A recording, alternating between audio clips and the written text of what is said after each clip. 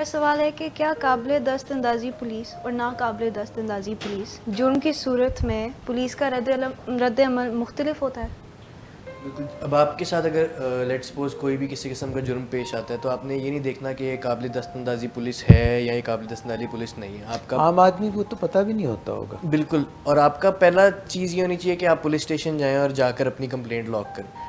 आगे दोनों में बेसिक डिफरेंस यही है कि एक कॉग्निजेबल ऑफेंस है और एक नॉन कॉग्निजेबल ऑफेंस है। जो बेसिक एक डिफरेंस दोनों के अंदर यही है कि कॉग्निजेबल में जो पुलिस है वो विदाउट वारंट आपको जो मुलजिम है उसे गिरफ़्तार कर सकती है, और नॉन कॉग्निजेबल में वो नहीं कर सकती विदाउट वारंट। ये एक बेसिक डिफरेंस है। उसके बाद उसमें ये है कि जैसे कि अगर एक जुर्म है जो संगीन जुर्म है जिसे हम कहते हैं, वो संगीन जुर्म में पुलिस के पास अख्तियार है कि वो रिपोर्ट इन्वेस्टिगेशन कर कर FIR दर्ज करके मुलजिम को अरेस्ट कर सकती है। लेकिन अगर संगीन जुर्म नहीं है तो वो मैजिस्ट्रेट के पास लेके जाएंगे, जो अव्वल दर्जे का या सेकंड क्लास मैजिस्ट्रेट होगा उनके पास जाएंगे। वहाँ से वो फिर आगे हदायत करेंगे पुलिस को कि आगे इन्वेस्टिगेशन करें और इसके अंदर इस मामले को आगे देखें कि इसमें ये बनता है या नहीं बनता। उस लिहाज से फिर वो आगे FIR रजिस्टर कर सकते हैं या नहीं कर सकते, वो मैजिस्ट्रेट उन्हें अख्तियार देगा। तो वो कॉग्निजेबल में ही उसी जिस तरह कॉग्निजेबल के वो कर सकते हैं उसी तरह ही नॉन कॉग्निजेबल जो है वो मैजिस्ट्रेट के थ्रू पावर्स वहाँ से उन्हें जनरेट होंगी। सादित ने आपने जो जवाब दिया है उसमें मेरे जैसे लेमैन के लिए इतने गुंझल हैं।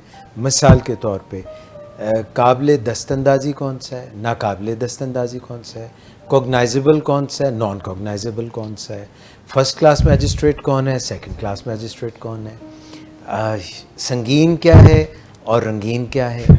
I mean this was your answer. मैं सोच रहा था कि ऐसे बंदे के लिए ये आप सबसे सवाल है मेरा। सर इसमें यह है कि ज़ाब्ता फौजदारी है ना, उसके अंदर लिख दिया गया कि कौन सा जुर्म जो है वो काबिल दस्तंदाजी है और कौन नहीं है। बतौर अब विक्टिम या विटनेस के तौर पे ये आपका काम नहीं है कि आप इसको डिस्क्रिमिनेट करें। आपका काम सिर्फ इतना है कि आप रिपोर्ट करें। ये पुलिस के एंड के ऊपर आगे प्रोसीडिंग्स हैं या लॉ इन्फोर्समेंट एजेंसीज या जिस तरह लॉयर्स हैं हम लोगों के एंड के ऊपर हैं। एक कानून का सवाल है कि क्या ये है या क्या ये नहीं है।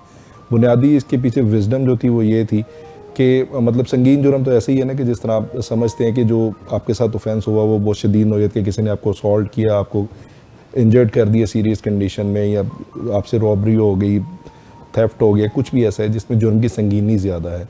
कुछ मामला तो ऐसे होते हैं कि आपके रास्ते में जाते हुए दो तलख कलामी हो गई है तो ये भी जुर्म है। किसी ने थप्पड़ मार दिया, अगरचे कि उसे इंजरी को नौयत ना आए तो वो भी इतना संगीन नौयत का नहीं है। तो लोगों के राइट्स को प्रोटेक्ट करने के लिए जो लेजिस्लेचर उसने क्या किया कि इसको दो कैटेगरीज में डिवाइड कर दिया। एक चेक जनरेट किया गया पुलिस के ऊपर कि अगर कोई ऐसा ऑफेंस रिपोर्ट होता है जो कॉग्निजेबल ऑफेंस नहीं है तो सेक्शन 155, 156 और इस तरह से उसमें डिस्क्रिमिनेट किया गया, वो अपने पास रिकॉर्ड करेंगे। उसके बाद जो मजिस्ट्रेट है एक पावर इंडोर्स की गई ताकि अगर कोई इतना सीरियस ऑफेंस नहीं है तो कोर्ट उसको देखे।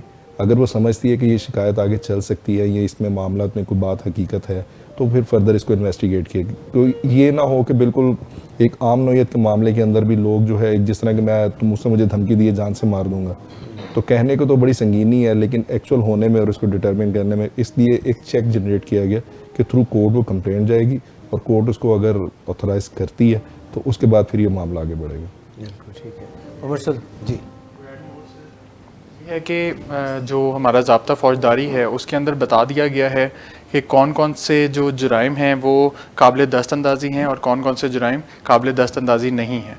इसमें ये है कि जब आपका क्या काम है, आपकी क्या ड्यूटी है, आपकी ड्यूटी ये है कि आपने पुलिस को रिपोर्ट करना है।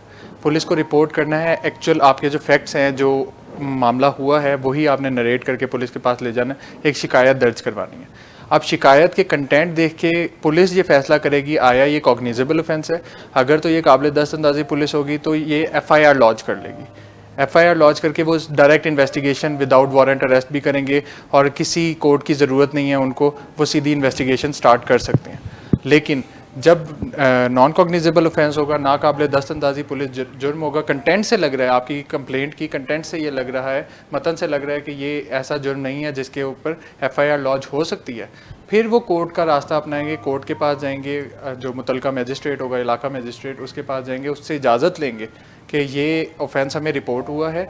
उस पुलिस रिपोर्ट को कहते हैं कलंदरा।